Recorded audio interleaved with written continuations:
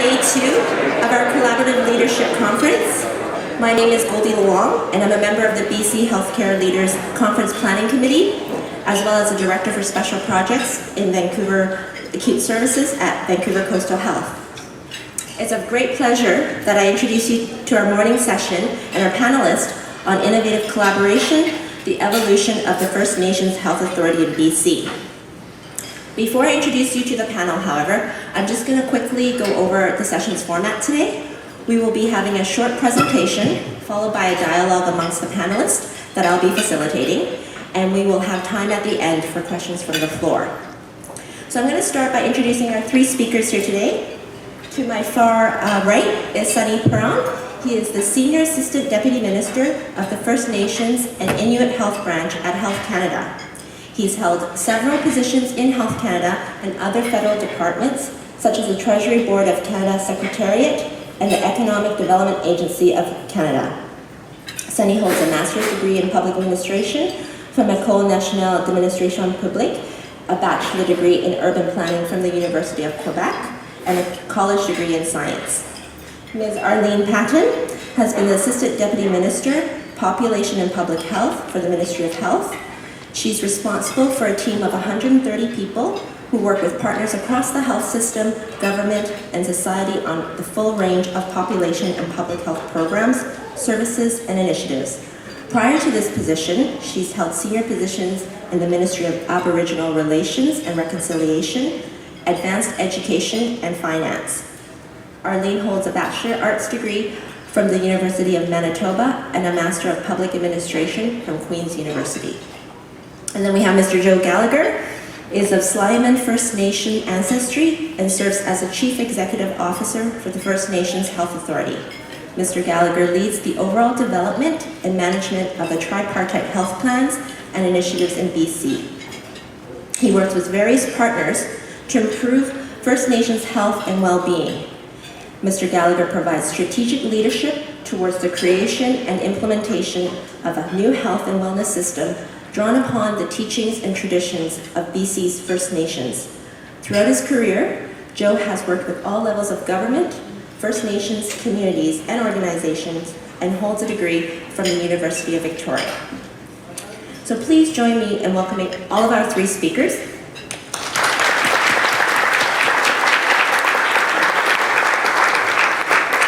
And Joe, you will start by giving us a short presentation.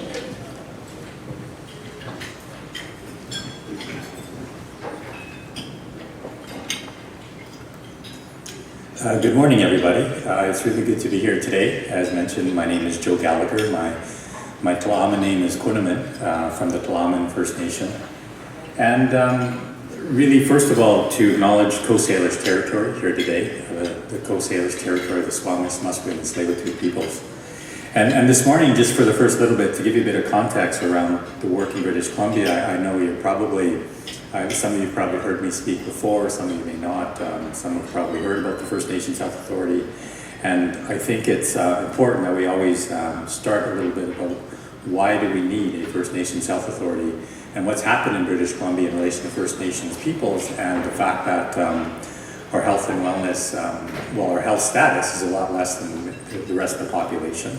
So usually unfortunately, our story always starts with the impact of colonization. And it's a real history in British Columbia and across this country that it has had quite an impact on First Nations families and communities and individuals.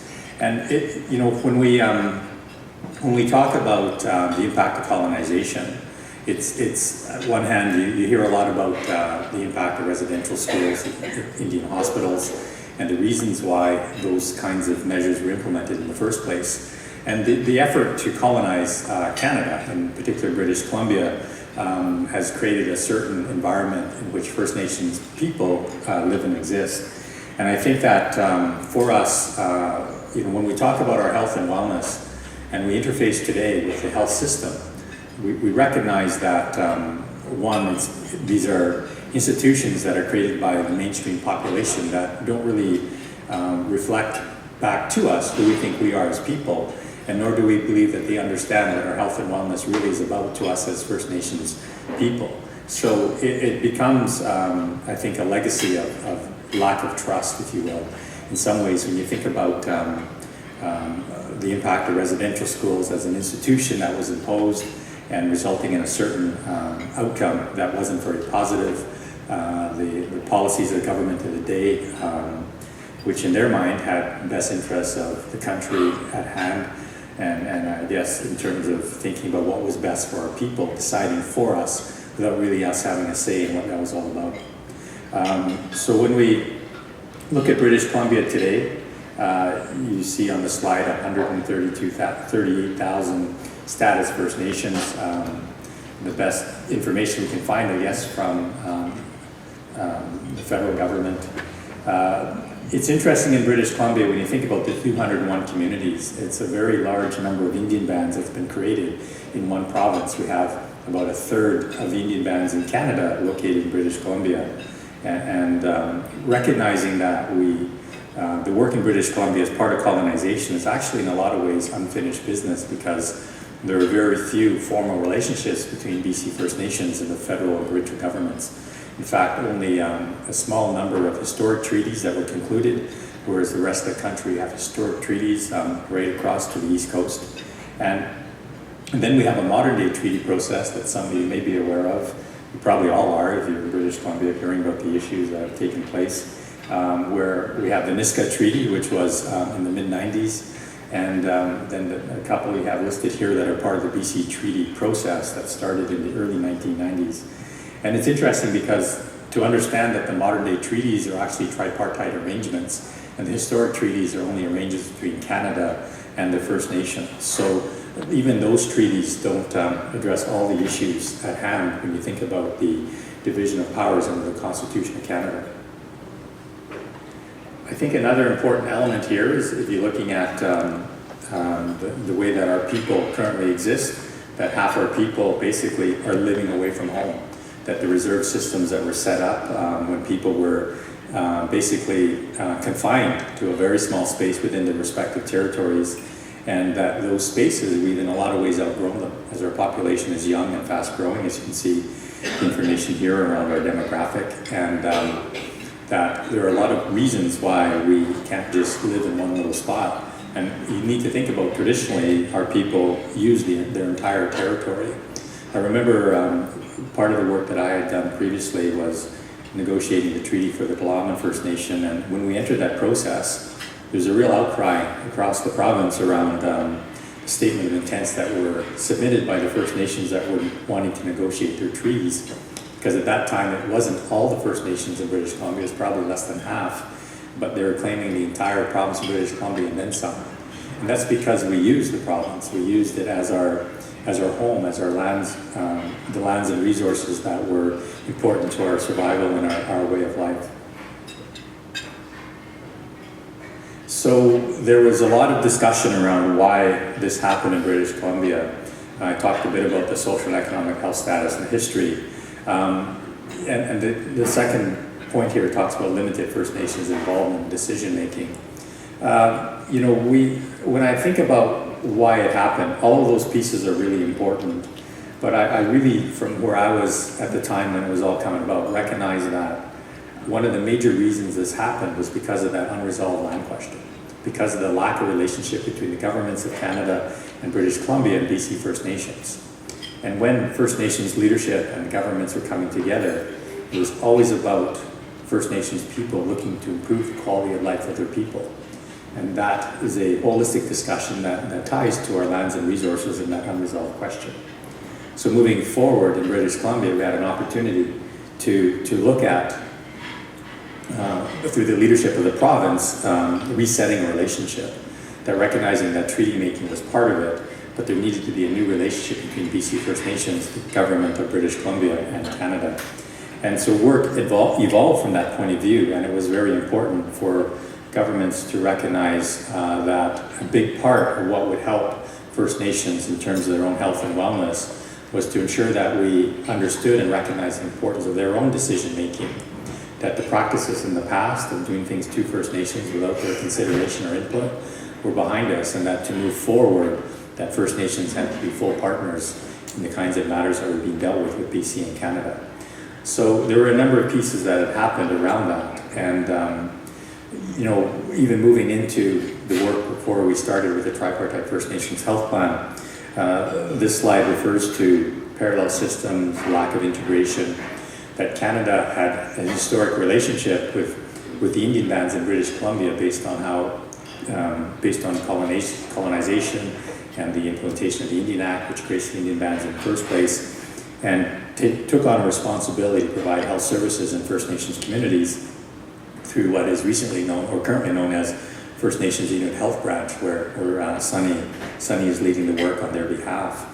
And so when we came into this work in British Columbia, recognizing that there were long-standing programs and services and capacity implemented by Canada in First Nations communities and supporting our people away from home through what was called the Non-Insured Health Benefit Program, it was really clear, though, that there was a very minimal interaction with the provincial health system, and recognizing that the provincial health system is really where the lion's share of the responsibility is to provide services for British Columbians.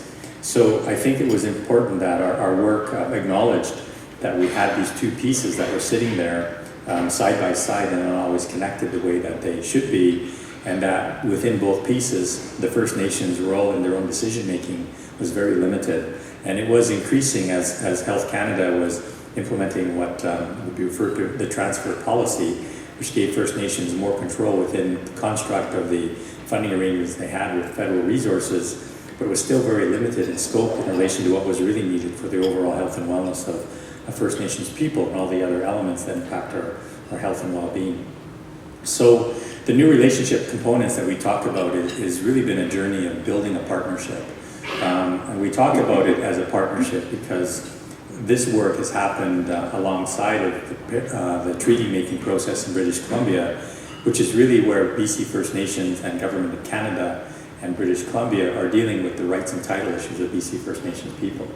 Here, we do this work without prejudice to that process, which I think in a lot of ways is quite amazing because it's created an opportunity where I see it's a win-win-win scenario for all parties. And in the treaty world, it's really black and white. You give and you take, you sign things away and you try and confirm some of the things you hope you can get. So in this scenario, we have a partnership that we built since 2006 with the release of the Transformative Change Accord First Nations Health Plan. That was a bilateral plan with BC and Canada. And moving forward to 2007, where we ended up with a tripartite plan, where Canada came into it because the first bilateral plan was with the First Nations in BC. And from there, we built a series of agreements. Really important to recognize, though, that one of the earlier parts of this work was that BC First Nations had to partner with themselves. We had 201 First Nations communities that had been really, if you want to talk about colonization, the divide and conquer approach, separated out from one another. Even our respective families were divided into different communities and Indian bands, everyone given a status band, status number, and all those kinds of things. So we had to learn to partner with ourselves, and our 201 chiefs in this province came together as part of the robust engagement process that we implement to ensure that we include ourselves in our own conversation on our health and wellness and move forward with, I think you see in the center at the time, Chief Douglas White from Senengo, who was on the First Nations Summit executive that spoke to our leadership and talked about, and a very powerful statement about the health and well-being of his people depends on how well he works with each and every one of you in the room. It was the beginning of bringing our people together in a way that's unprecedented in this province. And even today, when you look at the issues that our people deal with, health is the one where we're hand in hand in terms of moving the work forward. And that's provided an incredible framework with BC and Canada to be able to work through one conversation, one umbrella that reaches all 201 First Nations in the province. So for us, what we envision is that, we've really reestablished our ecosystem of health and wellness, and it really is the notion that it starts with me from a First Nations point of view. We're very excited about getting back to the notion that each and every one of us owns our own health and wellness journey. And that's a far cry from when our kids were taken away from us and put in residential school and told not to speak our language or practice our cultures and traditions. So when you think about it, for us, moving towards even just that statement is a big transition from where we used to be, and how over time for the last 100 or so years, we've had a lot of our people have learned to be dependent on a system that was put in place that we were told would take care of us, and took that control away from us as First Nations people. So when you think about that, and we talk about the idea of being part of this ecosystem, that we're all connected as First Nations people within our ecosystem of health and wellness, and you see the circular diagram, which really is a reflection of our perspective of health and wellness that's holistic. It ties us back to our lands and resources, and that the health of our land and resources has a direct impact on the health of our people.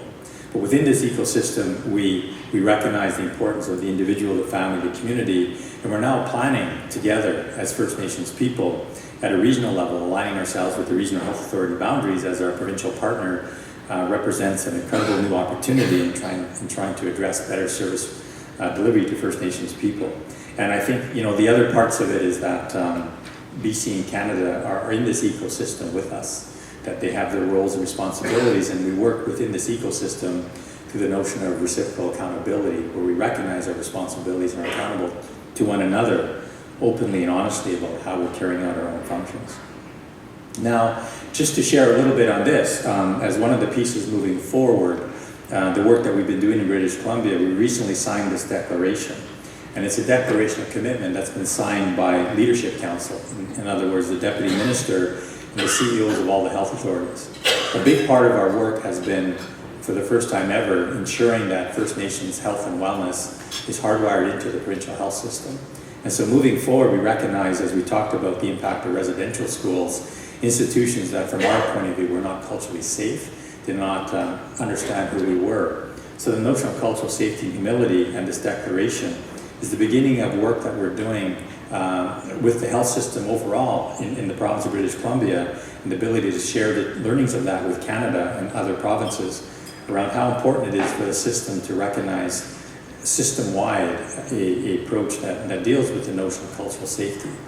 We've heard a lot about the notion of cultural competency, and there's been early work done on that within the province of British Columbia that was a result of the work we talked about in the early days of our health plan. And we've kind of gone beyond that now because we recognize that it's more than just taking an online course, which is an important consideration as a starting point. But I know that our leadership is very adamant that cultural competency does not happen by taking one online course. And that even we as First Nations people, with the impact that we've had of colonization, are striving to be more culturally competent all the time. So cultural competency, I think, is something that we all should strive for and understand. And with BC being such a multicultural province, I think it's important that it's a value that applies across the system. And so cultural safe services is what we're trying to achieve, and cultural humility is the way to get there. And approaching the work in a way that the health system recognizes that they really need to find a way to get to know the individual who owns their own health and wellness journey and what health and wellness means to them. And I think there's a lot of good, instructive pieces that will support the work in the province around moving towards patient-centered, family-centered care. And what does that mean? And I think that BC First Nations have a way of defining that will work for us, that could lend some learnings in those other areas. So this morning I'm just really excited to be here with provincial and federal partners and to share a little bit with you on the collaboration and the efforts that we've undertaken over time to nurture this relationship, which for me started 10 years ago now. So 10 years ago, we were in a different place, and I'm really excited about where we are today, and I'm really happy to be able to share with you the kinds of learnings that we've had over the last 10 years. So thank you.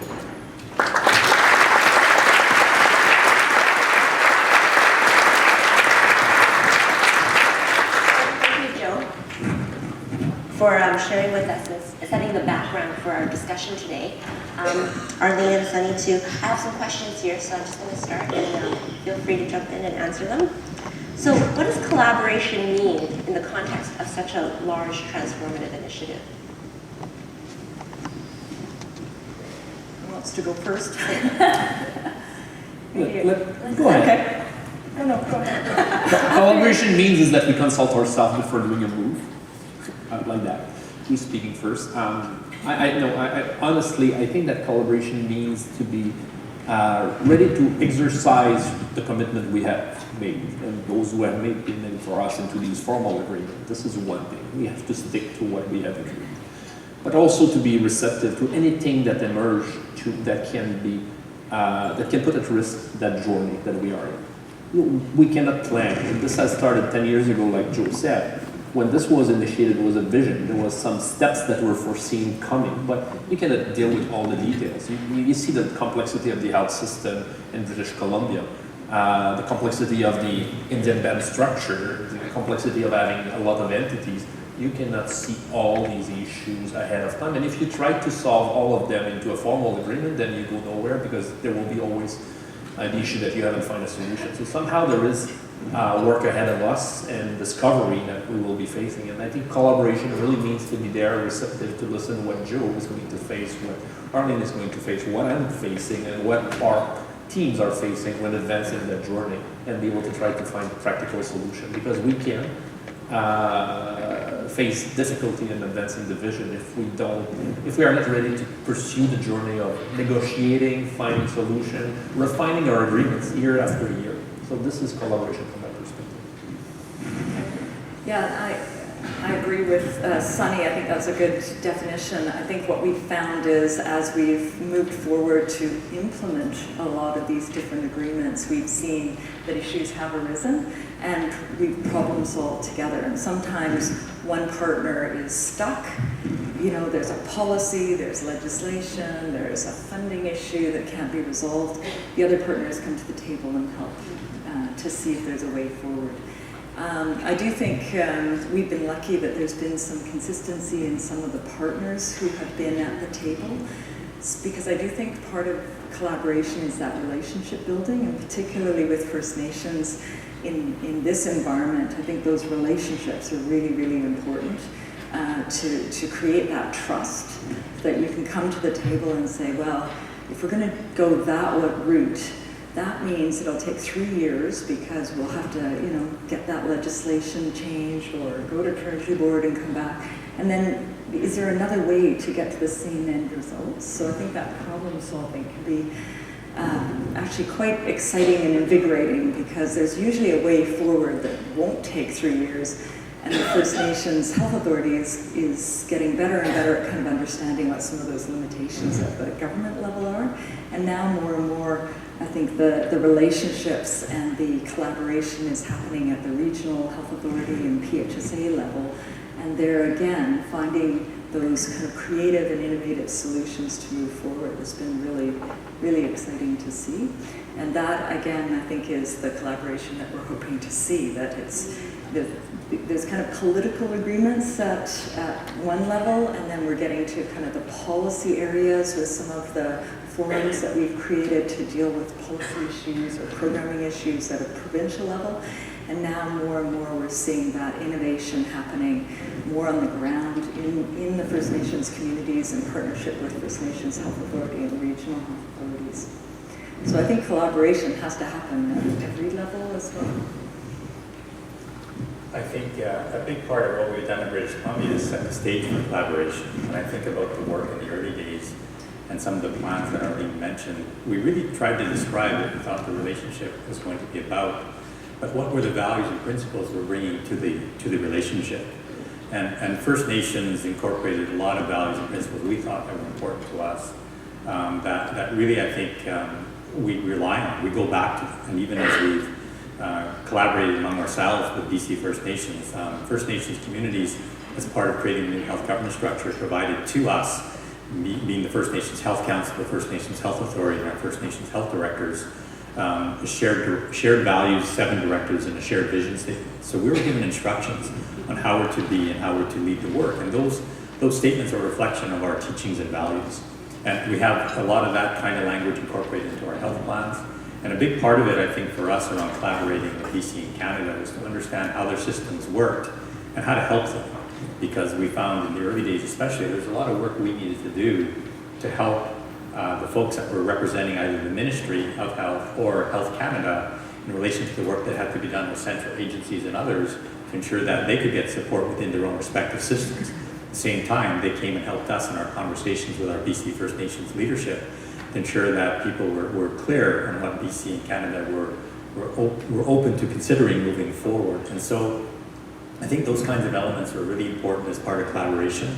And also I think that we recognized moving forward as we were putting the various agreements in place that we have a very important and substantive agreement called the Framework Agreement, which is really a legal arrangement. And anytime you get into the legal arrangements, you can lose sight of the ability to grow your partnership, because anything put into legal language becomes narrower and narrower moving forward. So we actually, after the Framework Agreement was agreed to, we put in place a partnership accord which helped us open up our relationship again and recognize that through a common vision that we share in that partnership accord around better health and wellness for First Nations people, that we can envision a lot more that we might not have seen back then, and that we give ourselves permission to go further and not limit ourselves by a legal agreement that say that that's the end of it.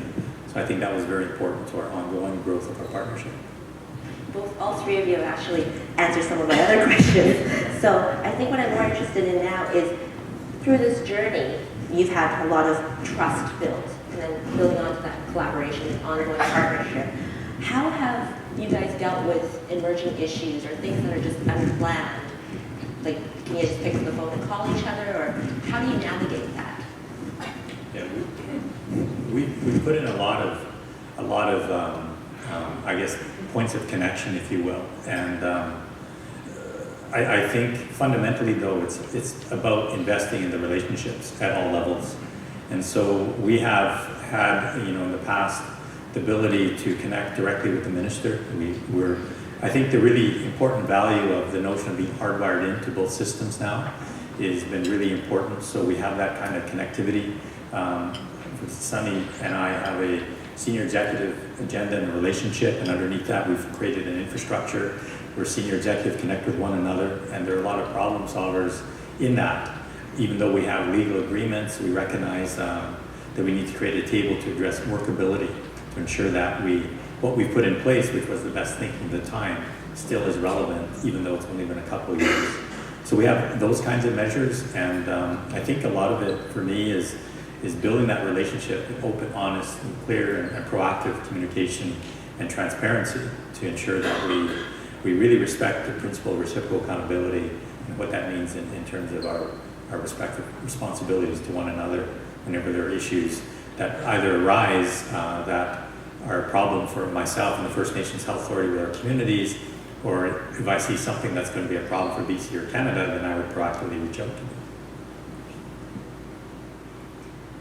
Yeah, I guess I was thinking about some of the surprises along this journey, and there have been a few, and sometimes they've created quite a stir. Maybe I'm thinking of one in particular, provincially, and after the kind of first oh that's going to affect budgets or political issues, etc. Kind of a deep breath and let's have a discussion. Let's talk it through. Let's see if we can come to some kind of arrangement. And in one area that actually ended up creating some budgetary room to support the First Nations Health Authority and our system to actually invest in some innovative projects around primary care. So I think what's been beneficial of the relationship is that even though government doesn't like budget surprises, at the end of the day, if we can work it through and there's political will because we have a framework agreement, because we have our partnership accord, because we've made political commitments at the provincial level and federal level to make this a success and to support First Nations and the First Nations Health Authority so that we are leading towards our common goal of better health outcomes for First Nations people in this province. I think we're able to kind of say, okay, this is just a small issue. How can we turn this lemon into lemonade and actually build out supporting better, in this case, primary care on the ground, and in partnership with regional health authorities, First Nations Health Authority, and First Nations, so that we can actually invest in those outcomes that we're trying to get to. This is actually why we're in this relationship. This is why we're in this partnership. And so I think that's also part of building the trust, having kind of gone through those bumps in the road and come up with strategies and innovations that actually help us get to our common goal. And being reminded about what our common goal is sometimes really important. What I find is that in the provincial government, we seem to change deputies fairly often. We change ministers fairly often. During this journey, at one point, the Division of Population and Public Health actually went to another ministry, the Ministry of Healthy Living and Sport, for a few years, and then came back in. And during all of that time, there had to be some people that were holding the knowledge of this partnership and the vision that we had in partnership with First Nations and with the federal government to go somewhere with this. And somehow the stars were aligned and we were able to do that. So I think that's the other piece that I would want all of you to hear about is there's got to be that commitment somewhere in the organization that even in the tough times, the vision is kept alive during these sometimes fairly lengthy negotiations.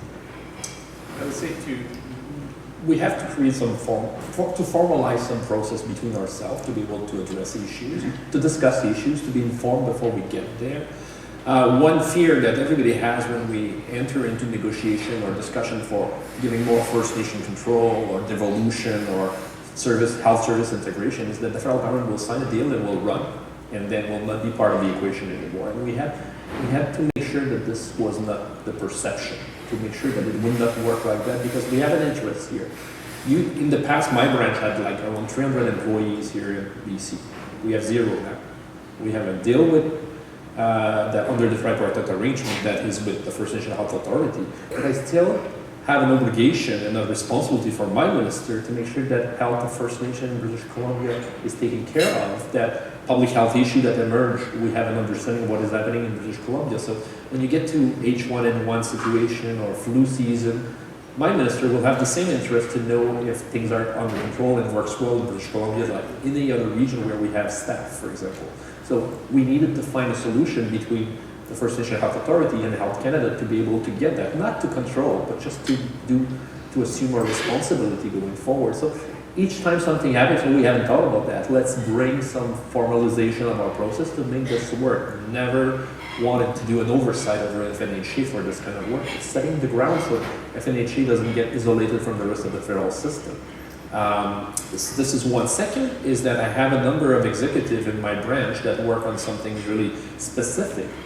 There is an importance for them to understand what is happening in British Columbia because it can be innovative. The setup is different, the relationship is different, so there might be some new model emerging. So I want them to be connected with FNHA. But there is also actions and work we are doing in all the other provinces and territories that might be useful for FNHA or our provincial partner to be aware of. So I need to make sure that below in my structure there is also connection. So all my executives have in their annual accountability agreement, something that is about stay tuned and connected with British Columbia First Nation and the tripartite arrangement, so it doesn't become an island that is totally isolated from the rest of the federal system.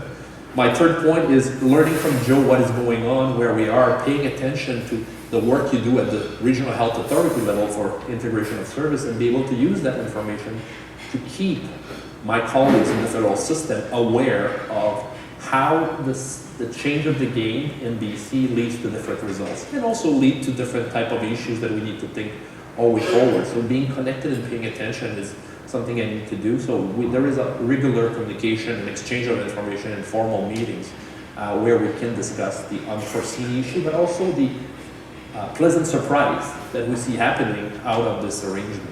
Like the work that is happening at the sub-regional level in British Columbia is amazing from my perspective, that the level of service integration discussion we see here is something we don't see at the same level elsewhere in the country. So being connected to that is very important. So there is dealing with the issue, but also assuming our respective mandate properly under this new umbrella is very, very important. I have to say that Arlene and Joe and their teams have been really fantastic to try to accommodate the process to make this work between ourselves. So this is very important. We all get something out of this relation. So it also sounds like your partnership has evolved over time, right? So where do you see it going? Like you said, the agreement took 10 years in the making, and we're here, and we're still moving forward. But where do you see the future to be? the three of you, like your partnership? Where does that go? I actually just want to comment that up until, it was, I'm forgetting the dates now, but the fall of 2011, we signed the framework agreement, or our principals signed the framework agreement. And up until that point, we were negotiating.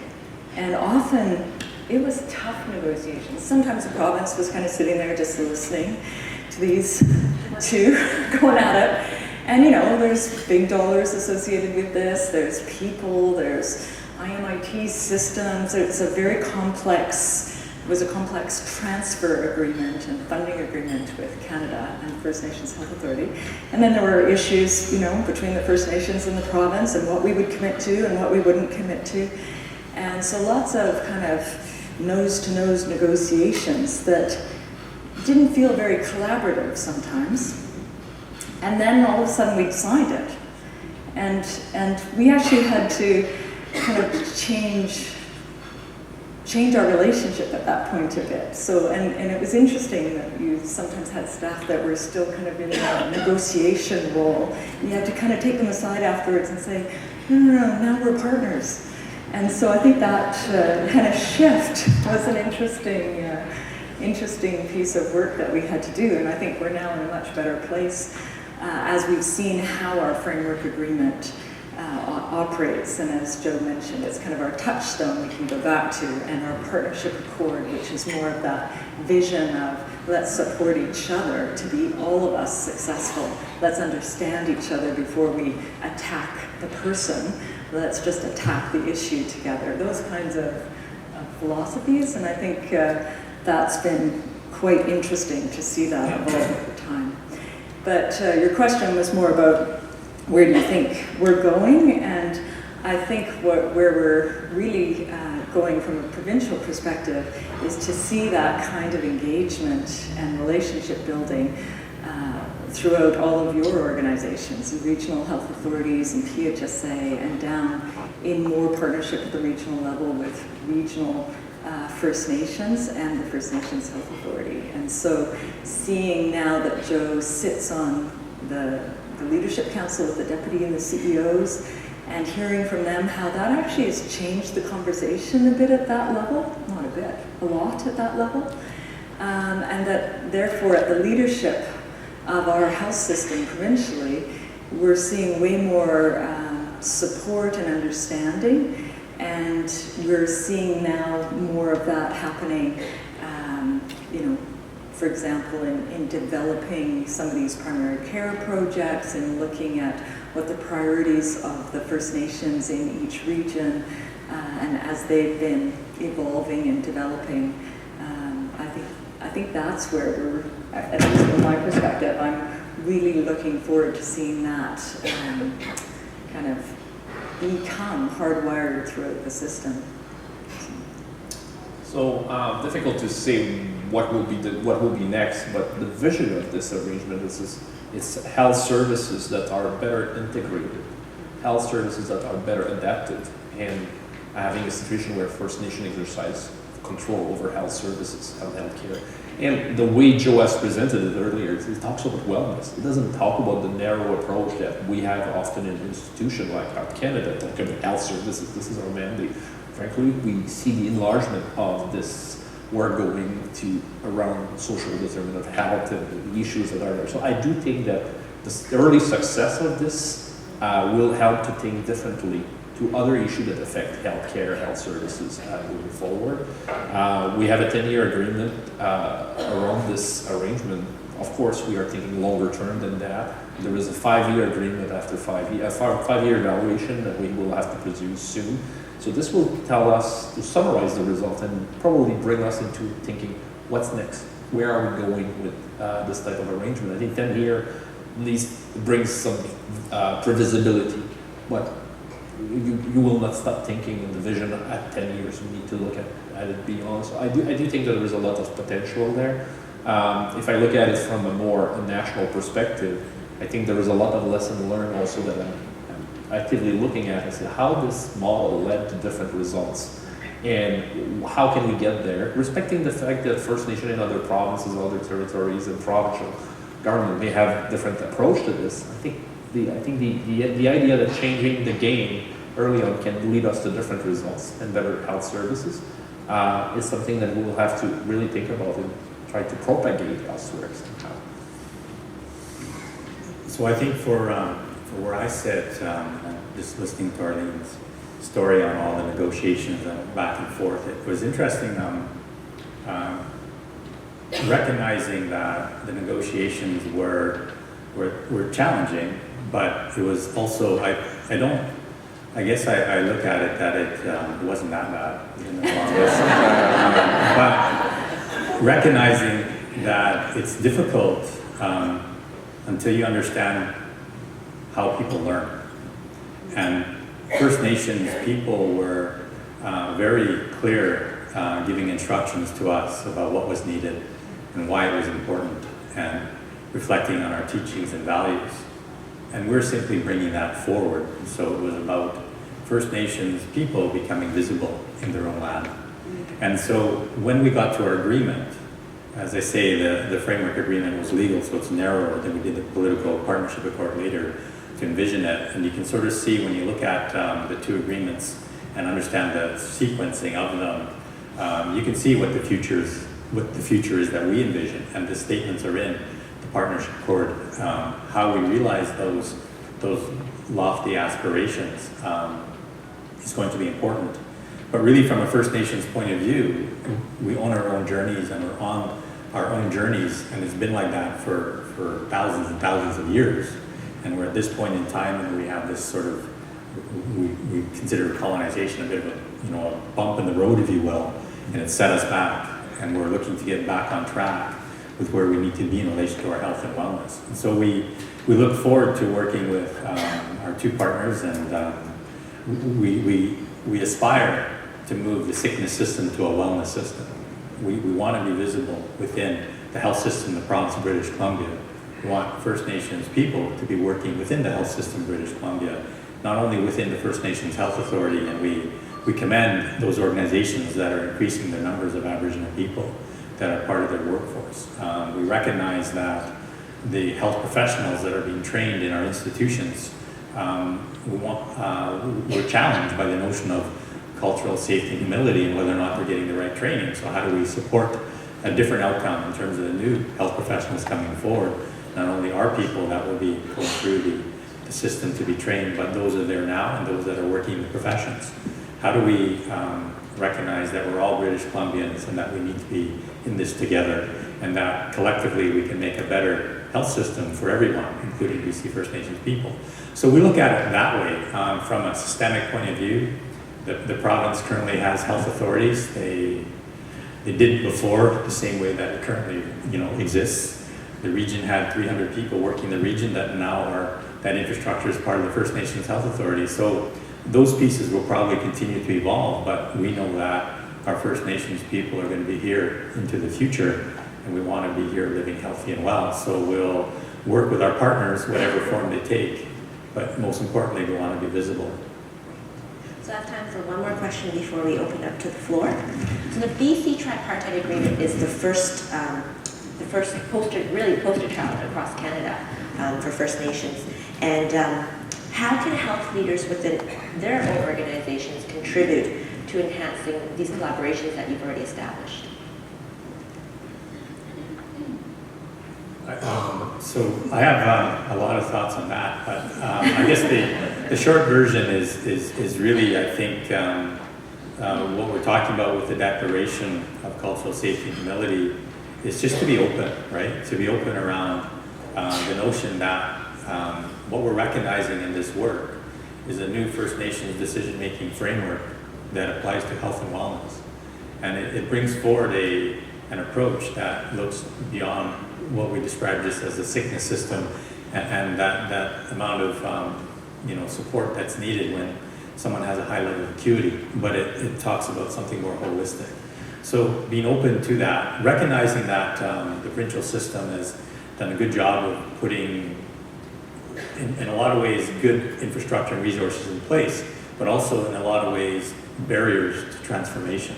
And so we want to support that conversation of how do we work with the system to remove some of the barriers, because we know that we talk to a lot of health providers that agree with a different way forward, but somehow the system just creates barriers within itself. So I think that healthcare providers and leaders, and we all talk about we're all leaders, have a voice in supporting the change that's happening, but recognizing where different decisions belong. And I think from where I would sit, I would ask health providers not to do to First Nations people without knowing that that's what they want you to do, and that you're visiting them on their health and wellness journey, and that you may not be the quarterback you think you are of their health, but recognizing that when they are at a high level of acuity and they need a very specific, precise treatment program, that's a different situation.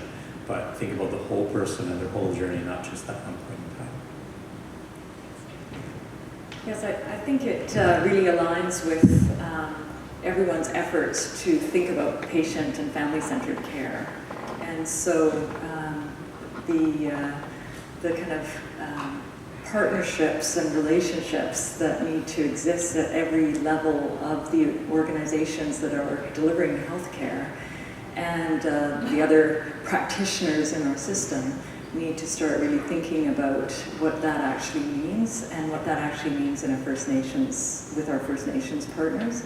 And I think we're very lucky that we have these supports in place to help everyone to think about how to, hardwire First Nations health and wellness into their thinking of how they're designing programs, how the patient journey works, how we connect and integrate services on reserve and off reserve, and in the family physician's office and in the health authority and all those different pieces. I think that's just another piece of thinking of how we design that we really need to be aware of. And I think having the First Nations Health Authority now at the table with the system as we're thinking about transforming our system in so many different ways and improving that patient journey, I think it's really a much more helpful model than maybe what exists in the rest of Canada and other provinces. So I think this is a huge opportunity for us to do something really different within the BC health system, and it should be easier because of this arrangement and collaboration. Yeah, very quickly, I'm in agreement with what Joe and Arlene said. I would say in your role as a leader in a health organization, if you're looking to improve services and quality of care, and suddenly the complexity of the relationship and jurisdictional issues that, we cannot touch that, is on reserve. This is a signal that you have a job to do. You have something to do because this is not right. Having someone that will not receive the same level of care, quality of care, and services because the situation is very complex. This should be attractive for you to say, I'm going to find a way to deal with this reality. Years ago, I remember when I was doing urban planning, there was these maps and it was like black hole in the middle. So regions were making plans on health, on various social and economic issue, and there was like a big hole which was not a lake, it was a reserve. And nobody wanted to touch that because this was called federal lands and Indian lands, so we are not touching that. And over time, we have made some progress there, but there is still a lot of work to do. And what we see happening in BC, which is extraordinary, is at the regional level, people talking and having service being better integrated and continuum of care being the center, the focal point. So if you're dealing with that and somehow you're getting into a place where someone says, this is on reserve, or this is federally funded programs, or we need to overcome that.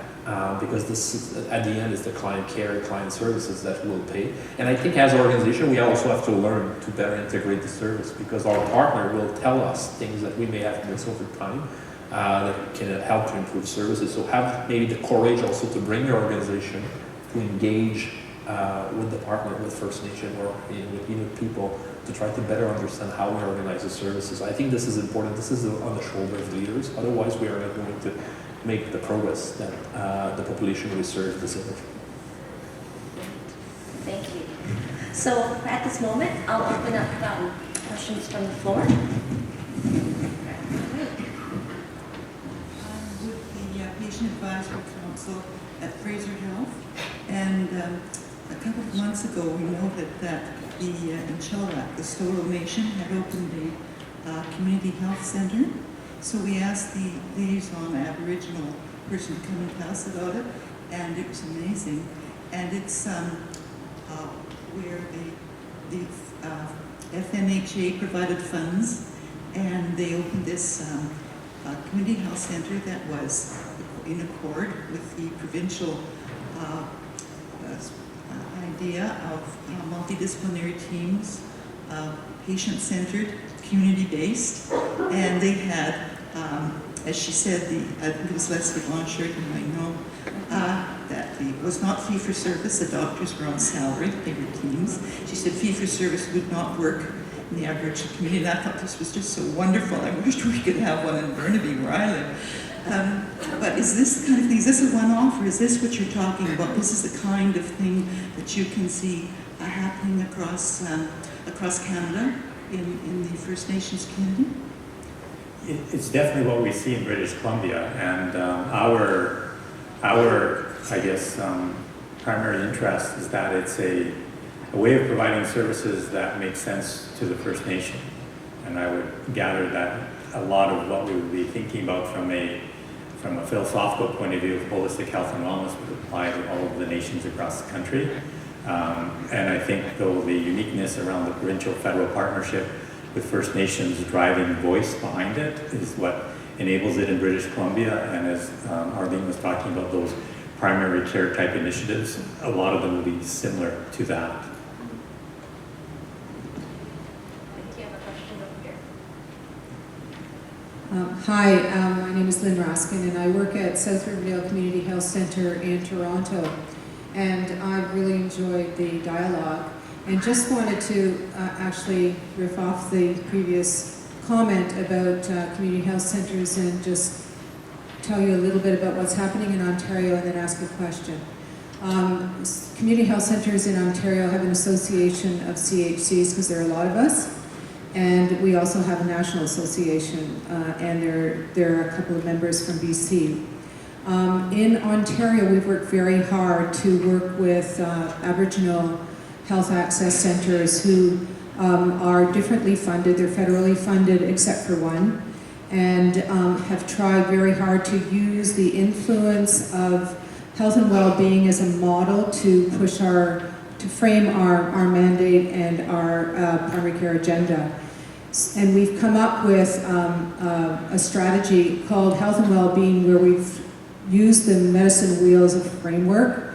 And so we feel great about some of the steps we've made in trying to bring an alliance with the AHACs and the community health centers, both with respect to funding, because they're not as well funded.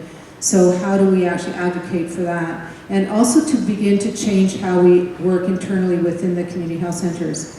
So my question to you is, and the work goes on and it's great and it's hard, how do we not appropriate First Nation artifacts, methods, and be seen to work respectfully with them?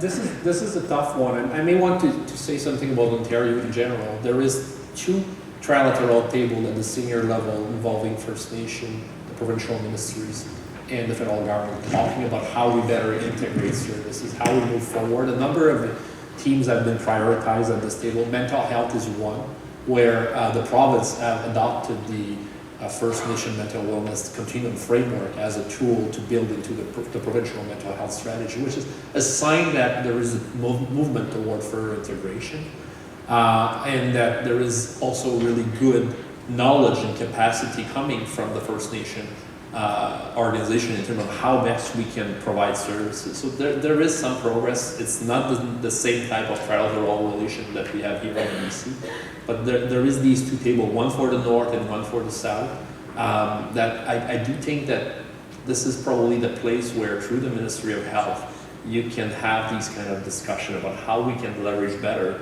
the culture and cultural competencies to influence the way we provide services outside of the community, but to better serve the community. So there is some progress. It's different.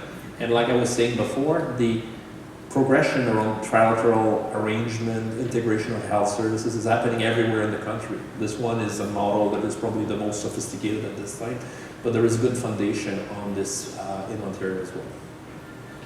My comment just to that question, because it's an important one, and we think about it as we do some of the work that relates to traditional knowledge, traditional medicines, and those kinds of pieces.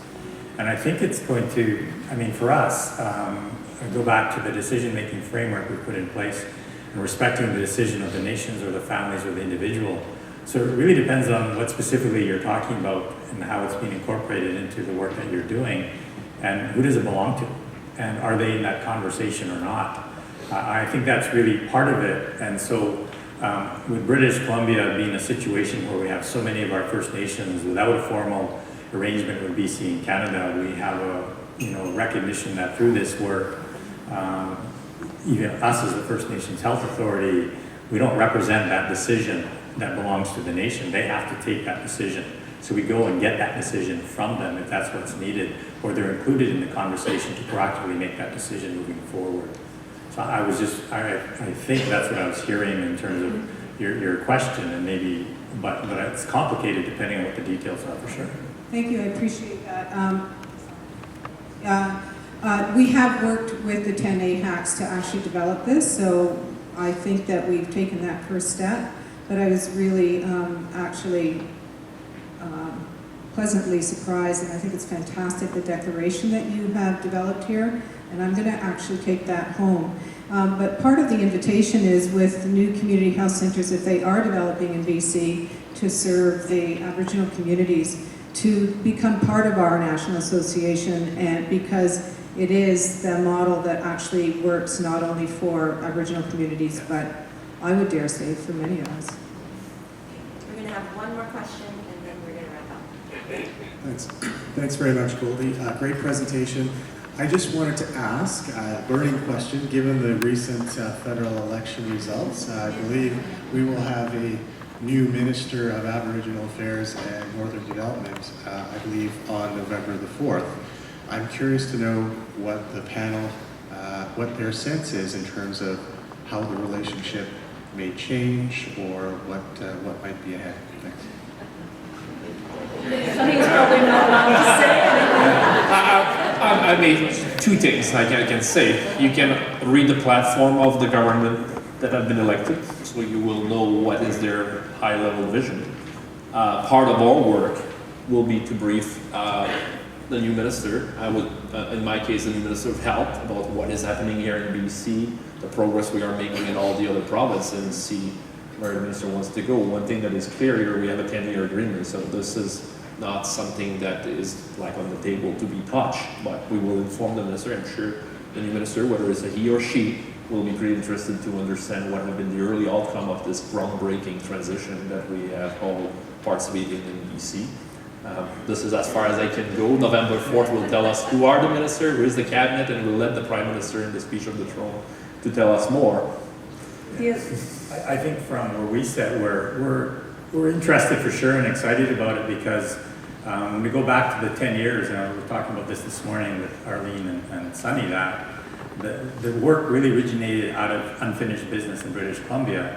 And the Transform and Change Accord in British Columbia was actually signed by Paul Martin at the time, before the new government came in. And we had a heck of a time getting the new government to the table to get to the tripartite arrangement, which is why I have a bilateral plan with the province first in British Columbia. So now that the Liberal government is back in, I'm curious about, do they pick that up, or do they think they'll really go somewhere else?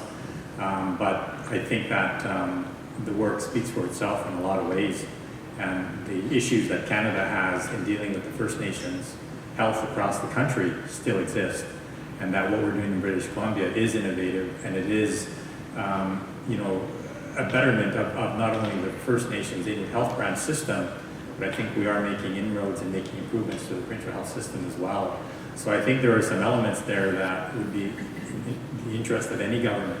We've experienced that from the First Nations point of view in the past, even when I was negotiating treaties with my nation and looking at going from NDP to Liberal. The issue doesn't go away. The government takes it, and they finally realize that they still got to find a better way to deal with it. So from that point of view, I mean, and maybe because I've been in this work for 10 years and prior to that doing treaty work for 15 years and community economic development work, I recognize that each government comes in and the land question is still not resolved. Health disparities are still there, and they still got to find a way of dealing with it. And now what I'm excited about is to hear hopefully a more refreshed view of the recommendations that came out of the Truth and Reconciliation Commission. So I'm looking forward to hopefully hearing something that will do some positive good for us, and also statements that have been made around the murdered missing women issue in British Columbia. So I'm hopeful that we'll get something that's we can build on even more than what we've been able to do today. If I can just also add, in the framework agreement on First Nations health governance, that is our tripartite agreement, there's also 2 statements, and this is the legally binding agreement amongst the 3 parties, that talks about a DM's table, so a deputy minister table at the federal level and also at the provincial level, that is really to look at those social determinants of health. And so ANSI, of course, is a really important partner in those discussions at the federal level. And then when we're looking provincially at, what is the highest priority that would have a large impact on the social determinants of health, and I think what's arisen from First Nations is really, it's about child welfare. And we know in BC that that's a high priority for the provincial government as well, as how do we do better in protecting and preventing the situations that result in some of these, horrific stories about Aboriginal youth and children. And so I think that's where, we have a connection to where the new Liberal government goes next, and we have actually a legal framework that helps us to bring them to the table to have those discussions. And so I think Sonny's working very hard with his counterparts in ANSI and other parts of the federal system to make sure they understand that there is that commitment to have some of those discussions. So I think we're all probably feeling pretty optimistic that good work will happen. Thank you so much for the 3 of you for taking time out of your busy schedule to share with us your experience on collaboration and how you've gone from, coming together and the things you're trying to do in the future. It's such a treat today to have perspectives from the health authority, provincial government, as well as the federal government. So thank you so much for your time.